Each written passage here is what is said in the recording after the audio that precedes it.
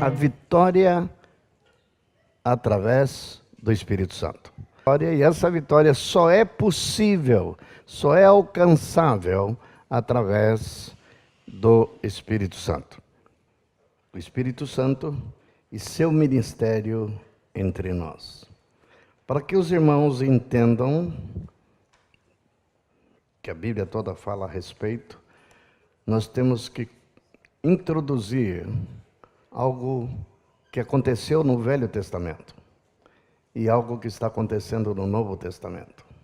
Há uma diferença básica entre o Velho e o Novo. Nós quase sempre pontuamos o fato de Jesus ter vindo. Ele aparece, obviamente, a partir de Mateus e suas epístolas, falando da encarnação de Jesus, vital e importante. Mas quase não damos tanta importância, ou no mesmo grau, no mesmo nível, à vinda do Espírito Santo. Obviamente, Jesus é a figura central, mas nós temos um chamamento, nós temos uma vocação, e nesse chamamento e nessa vocação há grandes desafios. Há inimigos terríveis para serem vencidos. Vou citar só 3. A carne, o mundo e Satanás. Nós jamais conseguiremos vencê-los por nós mesmos. Por isso que Jesus diz, sem mim nada podeis fazer. E nós pensamos, equivocadamente, que podemos ser muito santos se nós não pecarmos. Não ter problema com a carne, não ter problema com o mundo e ter vitória sobre Satanás. Estamos redondamente equivocados. Uma coisa é não praticar o mal, mas ser santo é mais do que não praticar o mal. É necessário, no lugar do mal que antes fazíamos, praticarmos o bem. E tanto no sentido de vencer o mal, como praticar o bem, existe uma pessoa, uma figura central, que sem a qual nós não conseguiremos jamais. Estão na carne, não podem agradar a Deus. Estar na carne é o nosso estado natural. Nascemos na carne. E quando fala carne, quero definir o texto, definir a palavra, não está falando dessa carne aqui, que cobre nossos ossos, sarkis em grego. Paulo introduz esse conceito de carne para mostrar o corpo associado com a nossa alma, é que ele chama de carne, que é impregnada, é inclinada a desejos e paixões. O chamamento, isso eu quero pontuar de início, não é para sermos carnais. Eu fui ensinado de uma maneira equivocada. E não quero que vocês cometam esse erro. Que tem 2 níveis de cristão. Os espirituais e os carnais. Os maduros e os imaturos. Como resolver essa questão? Podemos achar natural ser carnal. Mas eu quero dizer para vocês... E isso me assustou, foi isso que me fez enxergar. Em nenhum lugar na Bíblia há uma aprovação para você ser carnal. Ser espiritual não só é o objetivo, o alvo, mas é compulsório, não é opcional. Nós vamos, um dos textos que foi lido, está no imperativo, andai no Espírito. E jamais satisfareis a concupiscência da carne. Andai é mandamento, está no imperativo. O outro texto que lemos é enchei-vos do Espírito, também no imperativo. Ao estar no imperativo, não deixa dúvida, não deixa margem a dúvida alguma de que não é eu que escolho se eu vou encher ou não vou encher, se eu vou andar ou não vou andar. Se você não anda, é uma opção que você tem, obviamente. e você segue sendo carnal. Só que tem uma sentença sobre a sua vida. Sentença terrível, talvez você nunca se apercebeu dela. Os que andam segundo a carne, vírgula, não podem agradar a Deus. Quando diz não pode, é não pode mesmo. Não há maneira alguma de você agradar a Deus agindo na carne. Agora vou lhes provar com a Bíblia que ser carismático, ser ungido, ainda nos torna ineficazes em alguns aspectos que nós vamos abordar hoje. No Velho Testamento, vou falar da diferença entre o Velho Testamento, a ação do Espírito Santo no Velho Testamento e a ação do Espírito Santo no Novo Testamento. Há uma mudança dramática. No Velho Testamento, quatro classes de homens eram ungidos. Vou citar um por um. Reis, lembro de Samuel ser ordenado por Deus na casa de Jessé para ungir Davi, rei de Israel. Saul já reinava e tinha sido ungido também por Samuel. Então nenhum rei podia ser rei sem que fosse ungido. Isso prosseguiu ao longo da história. Os reis da França, da Inglaterra, assisti recentemente uma série em que o bispo ou o papa ungia o rei. Ele não pode ser rei, coroado rei, se não for primeiro ungido, ou seja, seguem na prática disso. O que eu quero provar para vocês hoje de manhã? Rei ungido, profeta ungido, sacerdote ungido, juiz ungido, eles eram homens espirituais. Está aí uma coisa que eles não eram. Não só não eram espirituais, mas caíram, tombaram, não chegaram a bom termo. O rei ungido que caiu, e foi inclusive abandonado por Deus, foi Saul. Foi escolhido outro no lugar dele, Davi. Escolhi Davi, segundo o coração de Deus, que vai ser o melhor rei do que tu. O que o Davi tinha que o Saul não tinha? Ele era poeta, sabia compor salmo. Não é isso que fez ele grande. Foi ungido igualzinho. Mesmo ungido não impediu ele de pecar, cometeu um pecado gravíssimo. Só que o pecado de Davi é diferente do pecado de Saul. O do Davi é pecado moral. Do Saul, pecado de rebelião, que é semelhante, segundo a definição de Samuel, semelhante à feitiçaria. E um pecou contra a santidade de Deus. Davi pecou contra a santidade de Deus. Saul pecou contra o trono de Deus. A unção não é suficiente para ter uma vida piedosa, reta e santa. Que é um exemplo do Novo Testamento. 1 Coríntios, Paulo diz que a igreja de Corinto era a igreja mais carismática que ele tinha estabelecido. Ele ficou ministrando nessa igreja 1 ano e meio. Imagina o ministério de Paulo, 1 ano e meio. E ensinou muita coisa aos irmãos. Mas eles eram resistentes ao que era ensinado. Receberam muito bem a questão dos carismas. Todos foram batizados no Espírito Santo. E logo no primeiro capítulo ele diz que eles possuíam todos os dons. Nenhum dom lhes faltava. É uma igreja admirável. O rei Saul ungido caiu. O profeta ungido caiu. Balaão era ungido. O sacerdote ungido morreu.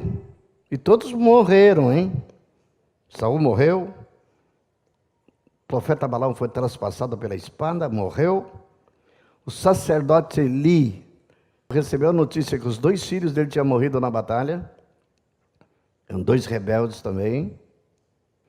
Sabe qual era o problema do Sansão? O ponto fraco do Sansão? Ele era um juiz fortíssimo, mas ele era mulherengo. E foi o dia que ele esteve preso numa cidade, é o segundo feito notável dele, prenderam ele na cidade com o propósito de matá-lo, e aí fecharam o portão. O portão dessas muralhas eram enormes e feito de ferro, pesavam uns 50 toneladas. O que o Sansão fez? Vocês querem me prender aqui? Ele não só arrancou o portão de ferro dos ferrolhos, mas para demonstrar que aquilo lá era incapaz de prendê-lo, ele levou no ombro dele 80 quilômetros de distância. E é isso que Deus quer demonstrar para nós, a força que podemos ter por sermos ungidos. Não com a força física de um Sansão, mas o Sansão morreu. Antes de morrer, furaram os 2 olhos, fizeram ele escravo, fizeram ele ficar rodando num lugar escuro, uma roda de moinho de uns 500 quilos. Agora ele já não tinha força, moendo grão de trigo. Aí ele orou: Senhor, tem misericórdia. Pediu perdão, se quebrantou, Deus perdoou. E no dia de uma festa, levaram ele lá e falou: me coloca diante das colunas. Tinha 2 colunas centrais que sustentavam a festa pagã daqueles ímpios. O deus deles era, se não me engano, Dagon. Ele bota a mão nas 2 muralhas e a força dele volta, Deus restitui-lhe a força, sinal de que Deus o perdoou, e ele: morra comigo todos os filisteus. Empurrou as 2 colunas e o prédio caiu. Nesse dia, ele matou mais gente do que em vida. 5.000 homens morreram. Terrível. Mas o que eu estou chamando a atenção, o rei ungido Saul morreu. O profeta ungido Eli morreu. E quando eu digo morreu, morreu antes da hora, morreu prematuramente. O sacerdote Eli, profeta morreu, quer dizer, Balaão. O sacerdote Eli morreu. E o juiz Sansão morreu. Por quê? Se desviaram, todos eles, do caminho do Senhor. Isso é sério. Muito sério. Por quê? Porque está faltando 2 elementos que acabamos de ler nesses textos. 2 elementos indispensáveis para que nós não só não morramos, mas que aprendamos a ter poder para fazer a vontade do Senhor. Quando Jesus disse: não, eu vou para junto do meu Pai. Antes disso ele falou assim: sem mim nada podeis fazer. João capítulo 15. Capítulo 16 ele vai falar da vinda do Espírito Santo. No 14 também. Mas logo no 16, aí a pergunta que ficaria na cabeça dos discípulos era: se sem o Senhor nós não podemos fazer nada. E eles já tinham aprendido, Jesus os capacitava, Jesus tinha autoridade para delegar para eles. Mas o Senhor vai embora, e nós vamos ficar sozinhos. Aí a promessa, a grande promessa. Qual é a grande promessa? Não vos deixarei órfãos. Voltarei, ali vai voltar. João, capítulo 20, versículo 22, eu quero aclarar esse texto. Jesus, depois de ressuscitado, reunido os discípulos, diz que chegou no meio deles e assoprou. E fez uma declaração: recebei o Espírito Santo. Eu quero voltar agora de propósito ao capítulo 7 de 1 João e vamos entender o que de fato aconteceu. No último dia, o grande dia da festa, levantou-se Jesus e exclamou: se alguém tem sede, venha a mim e beba. Quem crer em mim, como diz a Escritura, no seu interior fluirão rios de água viva. Isto ele disse com respeito ao Espírito que haviam de receber os que nele crescem. Pois o Espírito, lembra que é maiúscula, até esse momento não fora dado, mesmo para os que creram. Não fora dado para ninguém, mesmo os que creram. Porque Jesus não havia sido ainda glorificado. Ou seja, isso só aconteceria, nós acompanhando os eventos históricos, sabemos que Jesus, somente quando foi morto, ressuscitou, subiu na glória. Ele diz: quando eu subir, eu e meu Pai enviaremos o Espírito Santo. Quando diz que enviaria o Espírito Santo, Nós cometemos um erro aqui. Quando Deus quis escolher auxiliares, seguindo o conselho do seu sogro, para ajudar Moisés no ato de julgar o povo, a Bíblia registra o seguinte fato: Deus tirou do espírito que estava em Moisés. Não. Um pequeno palavrinha semântica, né? Tirou do espírito que estava sobre Moisés. Faz diferença? Faz diferença. O que é sobre Moisés? Unção. O Espírito Santo no dia do batismo de João, de Jesus, veio como uma pomba sobre Jesus. De Jesus diz que ele foi gerado pelo Espírito Santo. De João Batista diz que ele era cheio do Espírito Santo desde o ventre materno. São duas coisas totalmente distintas. Não podemos confundir batismo do Espírito Santo com enchimento do Espírito Santo ou plenitude do Espírito Santo. Plenitude é uma coisa e batismo do Espírito Santo é outra coisa. E são para funções diferentes. O batismo do Espírito Santo é poder para você fazer algo para Deus. E ser cheio do Espírito Santo é para você ser algo para Deus. Quando o texto diz que até aquele momento o Espírito Santo não tinha sido dado. Dado para quem? Para os que creram em Jesus, que ele só seria dado para os que crescem. Até aquele momento não foi. João interpretando, é João dizendo isso. Lá no capítulo 20, versículo 22, é o João também falando. Estão reunidos e Jesus fala, recebei e sopra. Externamente, como disse Rodrigo muito bem, não aconteceu nada. Não houve manifestação de línguas de fogo. Foi uma coisa silenciosa. Em Pentecostes houve um grande ruído de um vento impetuoso e naquele momento, só um sopro. Diferente. Mas algo tremendo estava acontecendo. Estava se dando início a uma nova dispensação do Espírito Santo.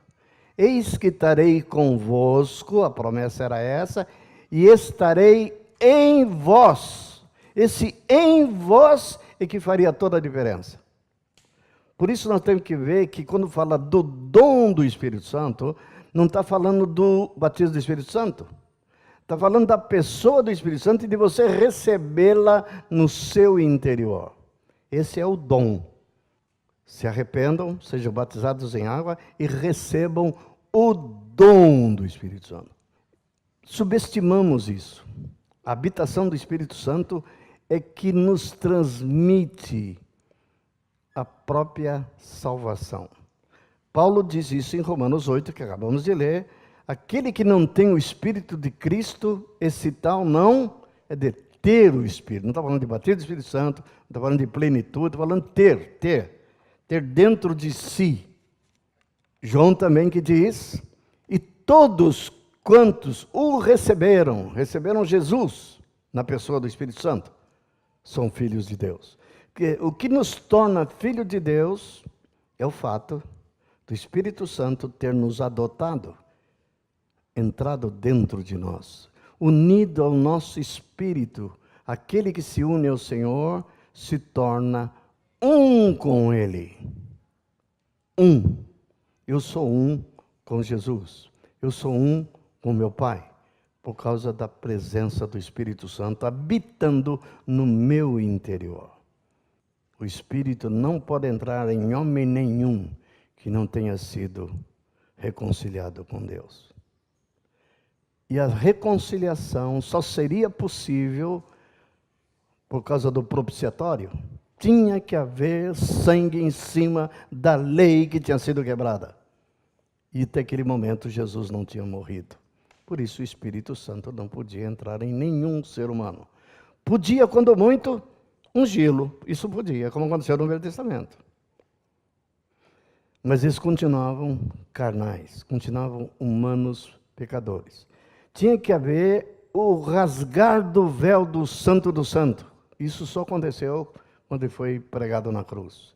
Naquele exato momento, Deus reconcilia o homem com ele e ele com o homem.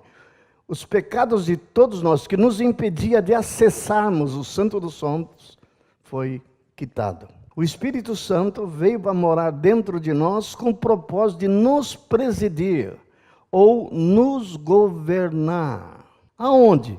Nos caminhos do Senhor. Então é opcional ser guiado pelo Espírito? A resposta é não. Todos nós devemos usar esse Espírito que já está dentro de nós para nos guiar. Eu enviarei o Paráclitos, eu enviarei o Consolador, e Ele vos guiará em toda a verdade. Ele vai guiar e vai fazer lembrados a vocês aquilo que eu ensinei. Ele é a minha memória. Ele vai me trazer a lembrança. Dos 12, ele não prometeu isso só para os 12, prometeu para todos aqueles que creem no seu nome. Ele veio para nos guiar e encher-nos. Nós temos que ser cheios do Espírito Santo. Quando fala cheio, ele vai atingir a minha alma inteira. Paulo diz, eu não dei alimento sólido para vocês, porque vocês são crianças. E por que vocês são crianças? Ele mesmo responde, é uma pergunta de retórica. Porque há contendas entre vós, há ciúmes entre vós, há embriaguez entre vós,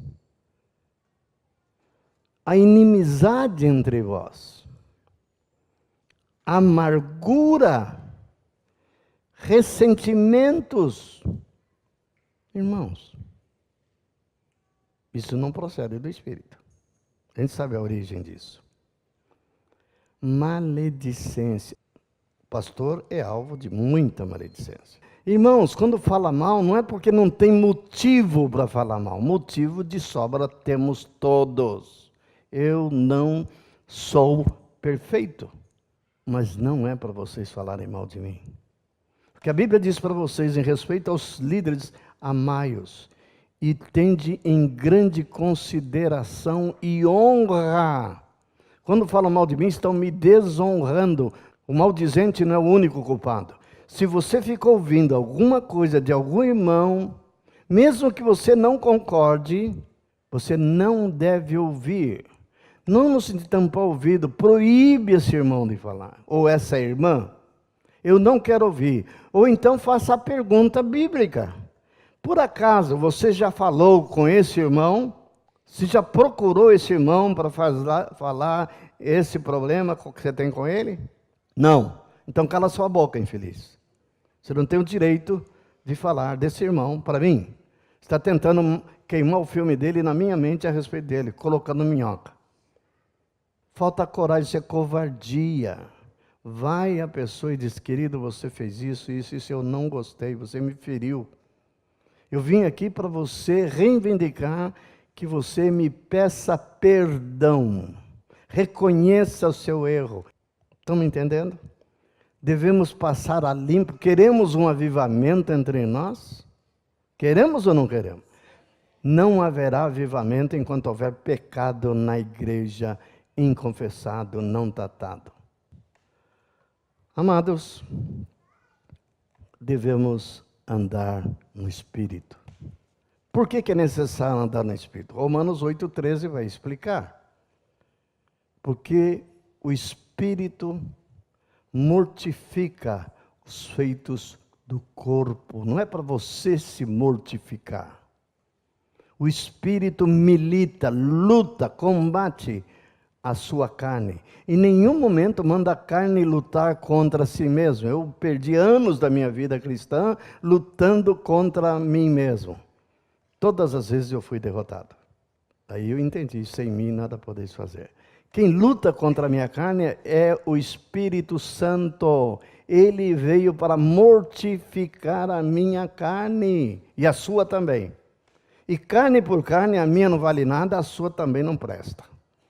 E quem está na carne, não pode agradar a Deus.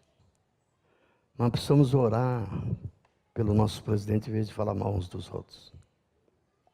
Orar, Senhor, tem misericórdia dessa nação.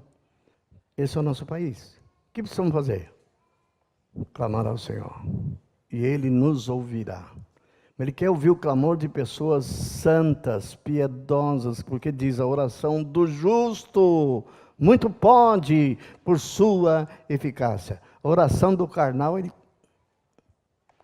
meu ouvido não está surdo, minha mão não está encolhida para que eu não ouça as suas orações, mas os vossos pecados fazem separação entre vós e o vosso Deus, para que ele não vos ouça.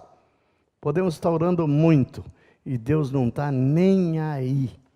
Isso é sério ou não é sério? Por causa dos vossos pecados. Devemos nos arrepender.